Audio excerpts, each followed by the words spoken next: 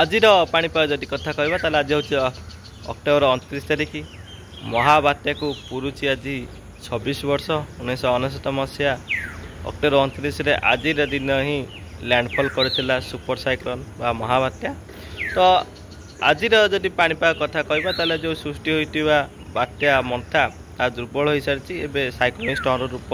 नहीं सारी और परवर्ती पर्यायर डीप डिप्रेशन रूप नब कि यार प्रभाव तेलंगाना मध्यप्रदेश महाराष्ट्र छत्तीसगढ़ वर्षा लगी रोशा परिप्रेक्षी जदि कहवा ताले उत्तर ओडिशा आज बालेश्वर मयूरभंज भद्रक केउंझर जिले में प्रबल वर्षा देखा मिले और ता सहित उपकूल ओडिशा जदि कहवा ताले जगतसिंहपुर कटक खोर्धा पुरी ये सब अंचल गोटे स्थान में प्रबल वर्षार संभावना रही टुहा को टुहा वर्षा खरा वर्षा ता सहित जदि कहवा पश्चिम और दक्षिण ओडिशा जिला मानक आज गोटे स्थान में प्रबल अतिप्रबल वर्षा घड़घड़ी जनित वर्षार संभावना रही है। ये स्थिति रही आज पाणीपाग।